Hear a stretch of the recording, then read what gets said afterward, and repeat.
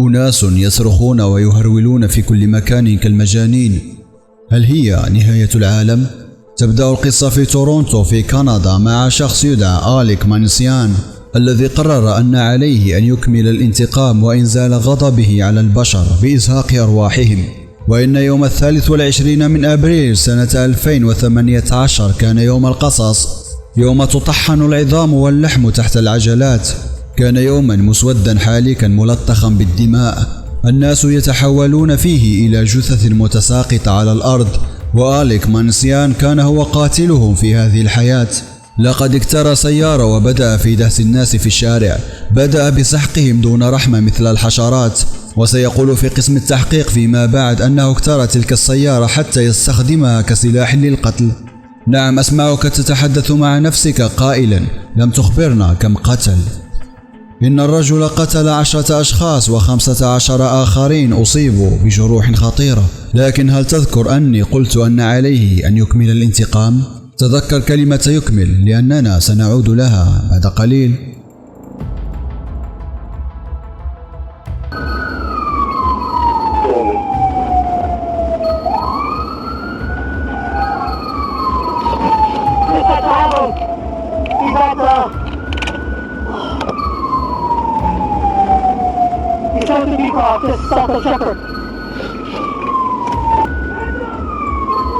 Okay, who's in foot pursuit and where exactly are you?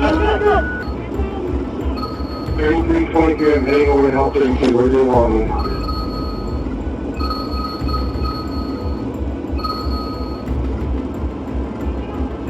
Sorry, 3322 is home? Yeah, I'm heading over to 32 to help them out where they want me.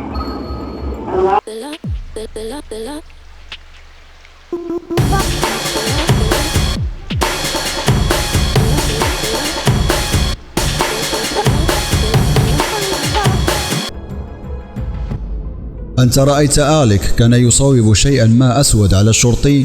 ذلك لم يكن مسدسا بل محفظة نقود، وهدف إخراجها من جيبه لم يكن بسبب أنه يريد إعطاء المال إلى الشرطي حتى يشتري المثلجات، إنما أراد إيهامه على أنه يحمل مسدسا حتى يطلق الشرطي عليه النار كما سيذكر في التحقيق بعدها. لكن خطة الانتحار على يد الشرطة لم تنجح، فلقد سارت الأمور عكس ما كان يتوقع.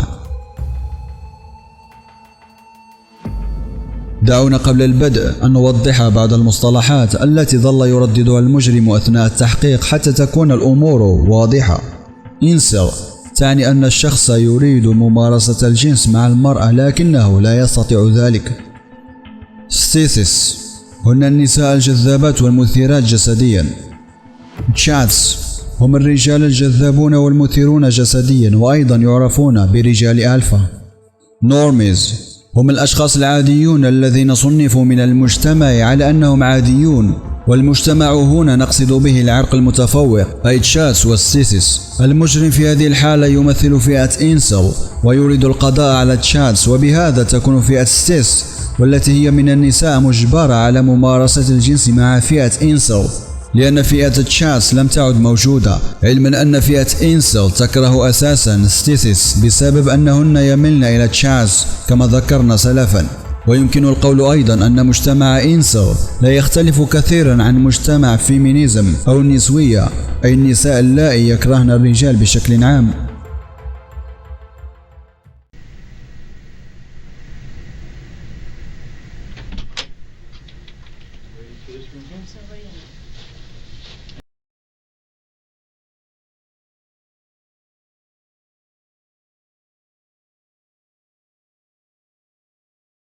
Alec, my name's Rob Thomas.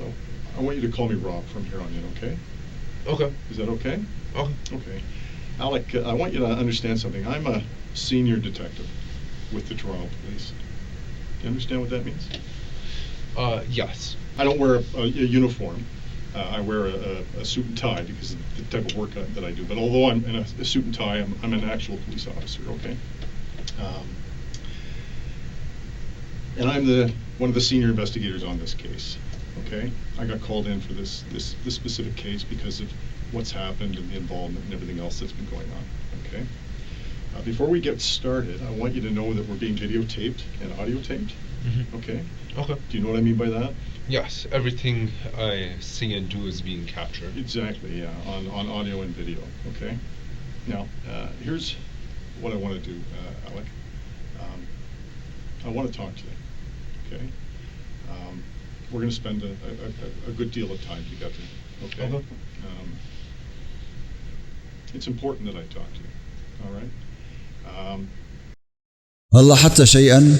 دعونا نرى كيف يبدأ التلاعب النفسي حتى قبل أن يقول المحقق أي كلمة على الإطلاق. لقد تم تصميم غرفة الاستجواب لزيادة انزعاج المشتبه به وإحساسه بالعجز بمجرد أن يخطو خطوته الأولى إلى الداخل، ويوصي دليل الاستجواب الكلاسيكي بغرفة عازلة للصوت وبها 3 كراسي، واحد للمشتبه به والآخران للمحققين، بما في ذلك مكتب بلا شيء على الجدران، وهذا يخلق إحساسا بالانكشاف والعزلة مما سيجعل المشتبه به يردد في داخله أخرجوني من هنا كأنه في بئر. وإذا نظرنا إلى هذه الغرفة سنجد كرسي المشتبه به وضع في الزاوية، وليس هذا فقط بل حتى الطاولة تم وضعها بجانبه لتضيف بعض القيود، وكل هذه الأشياء تزيد من الضغط النفسي على المشتبه به، وكأن التصميم يقول له أنت محاصر لا مفر لك.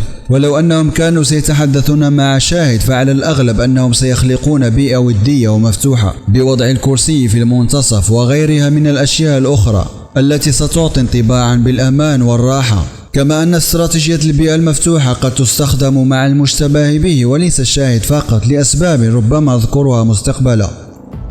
I've done a little bit of reading, and I know a little bit about involuntary Celibacy.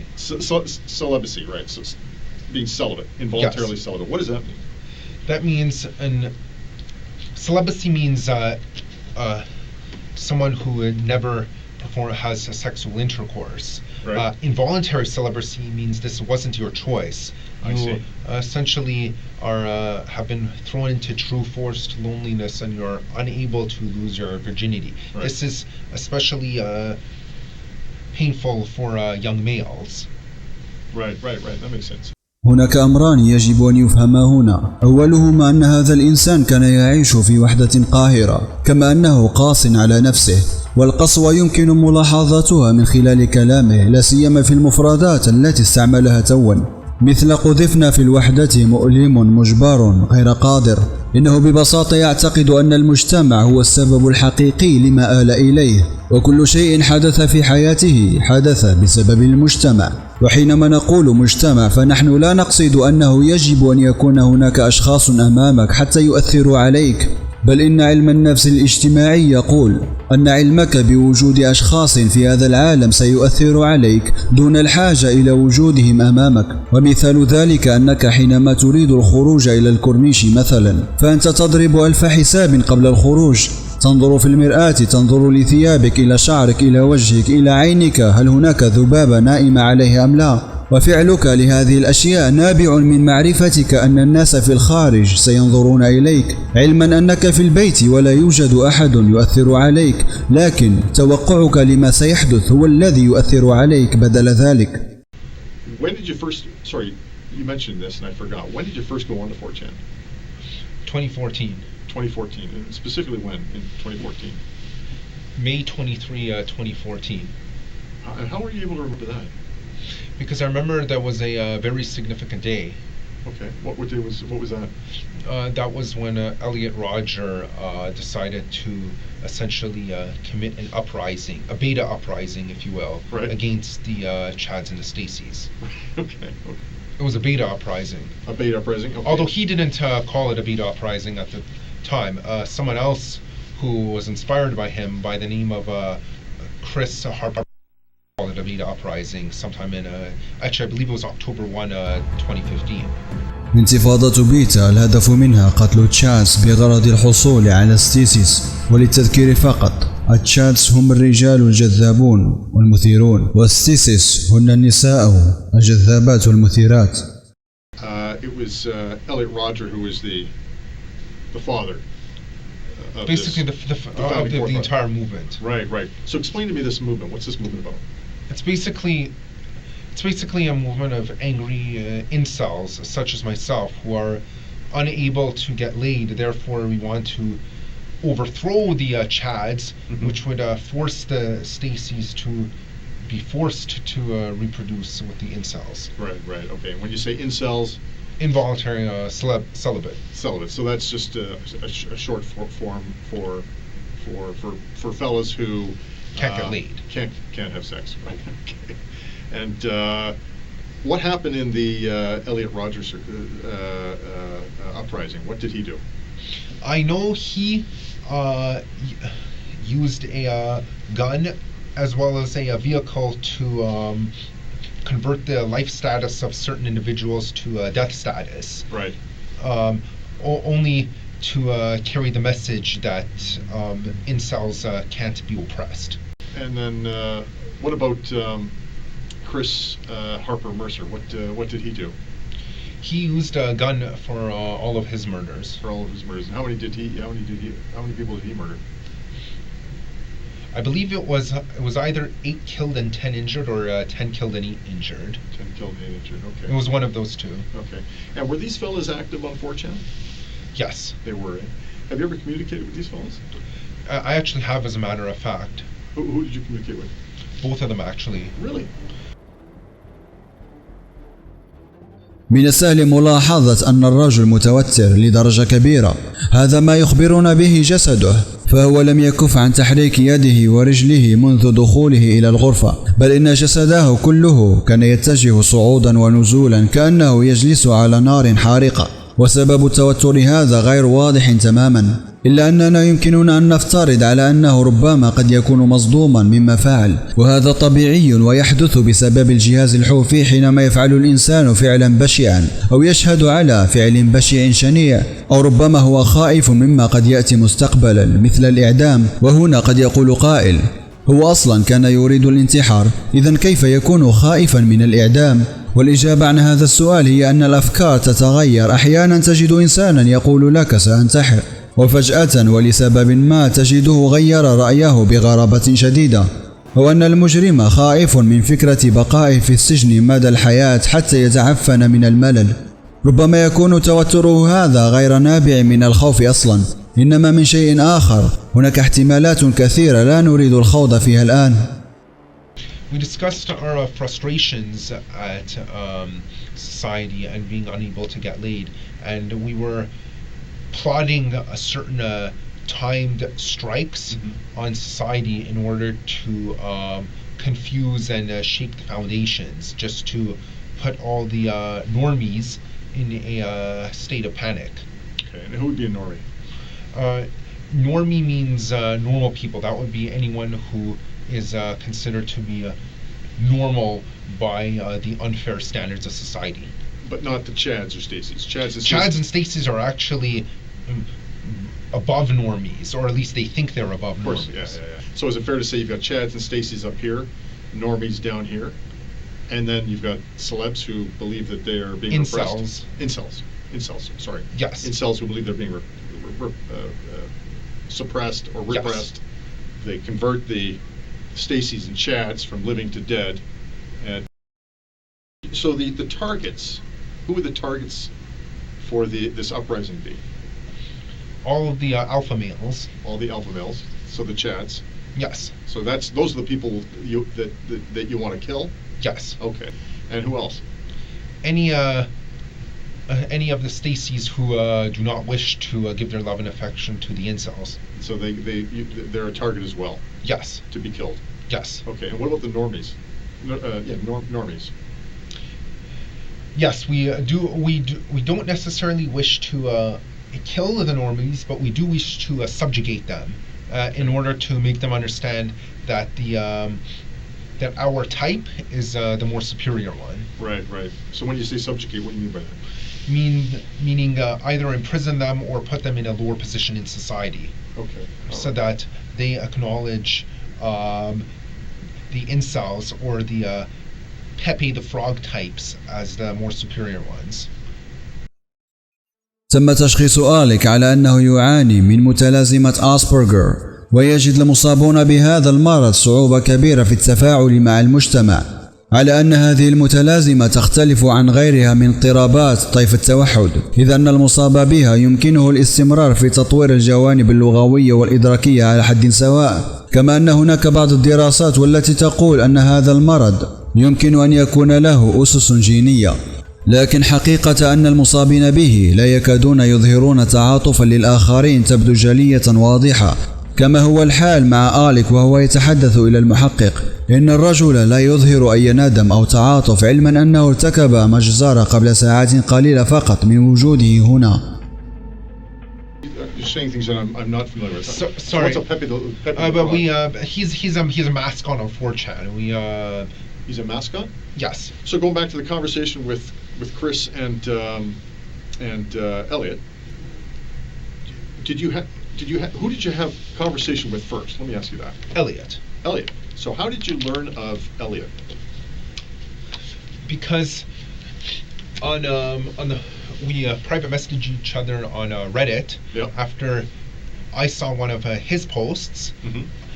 and we just talked about each other, got to know each other, and we found each other very interesting. We both had the same frustrations at society, Right. despite being separated by distance so far apart. Right. Did you ever visit him? No, but I wish I could have. Yeah. Did he ever come and visit you? No, but I wish he did. Yeah. When specifically did you first contact or have contact with Elliot? January of 2014. 2014. من طرق التواصل الناجح على حسب ما يخبرنا به علم النفس هو ترداد كلام المتكلم. هنا وفي الحلقات التي عرضناها نرى بوضوح أن المحقق يردد بعضا من كلام المشتبه به حينما يكون يتحدث، مما يجعل المتحدث يشعر أن المحقق مهتم بما يقوله. وأنتم رأيتم أنه لما قال في يناير سنة 2014 ردد المحقق 2014، وهذه إشارة تظهر أن المحقق ينصت له. ودقق جيدا مع المحقق كيف يستخدم هذه الحيلة النفسية، وربما حاول أن تدخلها في أسلوب كلامك، لأن لا أحد يحب أن يتجاهل أثناء الكلام مهما كان وكيف كان، إذ أن الشخص حينما يحدثك بشيء ما فهو لا شك يعتقد أن ذلك الشيء رائع. لا يهم كيف تراه أنت، المهم كيف يراه هو. تعامل بهذا الأسلوب مع زوجتك، خطيبتك أو صديقك أو أيا يكن، ثم انظر إلى النتائج. وكذلك في بعض الأحيان يمكنك أن تضيف الخلاصة، مثلا أنت قلت أنك تريد كذا وكذا وأن أفضل شيء عندك هو كذا، صحيح؟ And when did you stop having communication with him? As soon as he was deceased. Okay. So his act, I know took place in 2014, but I wasn't aware of the exact day. What day was it? May 23, 2014. May 23rd. Yeah, you said that. So when did you last speak to him? May 20. May 20th. And so what did he tell you? He told me that he has to go. He is on a very important mission, Mm-hmm. and he might not make it back alive. And so what did you say to him? I kind of had an idea in my head of what he was planning, but I didn't want to think it was true at the time. So I replied and said, I wish you good luck with that. Right on. Okay.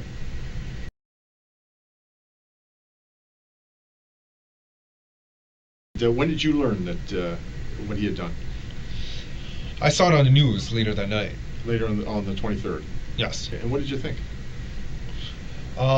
I thought that I came to the understanding that this is the mission that he had to carry out. Okay. All right. And anything else? I felt kind of proud of him for his acts of bravery. Okay. All right. And what about how you started to change your thinking? Was any of that going on? I was starting to feel radicalized at that time. You were, okay. And when you say radicalized, what do you mean by that? Meaning I felt it was time to take action and not just sit on the sidelines and to just fester in my own sadness. Right on. Okay. All right. So what takes place next? As part of this growing radicalization? To be honest, the planning didn't occur until about a month ago. Most of it was actually just thinking. Okay. And daydreaming. Okay, all right.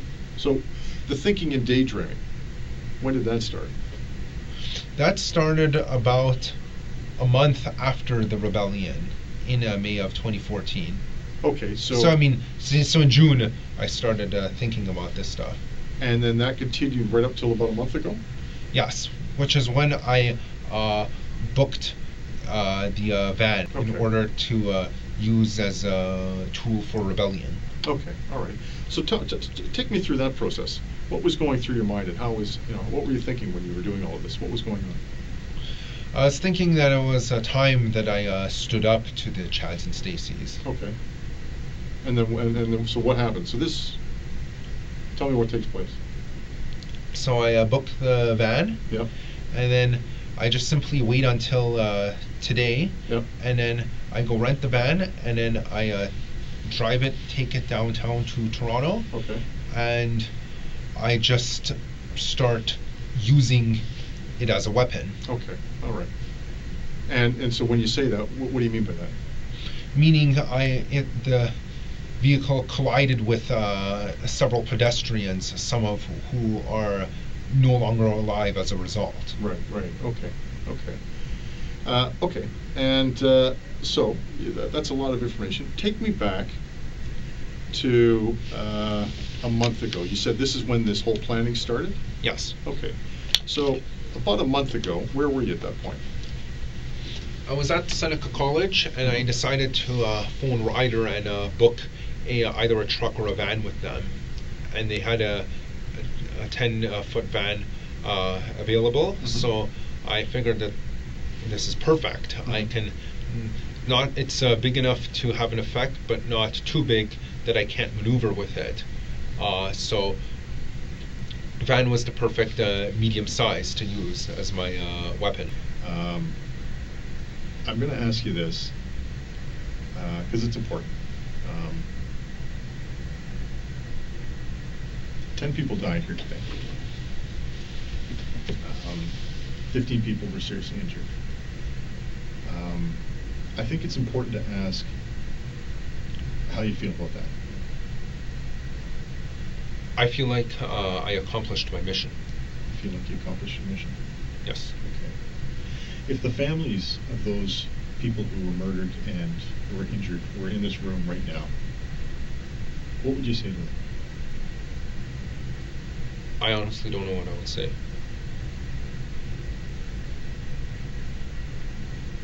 Would you apologize? I honestly don't know. No.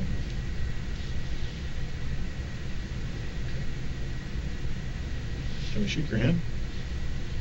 Sure. Thank you very much. I appreciate that.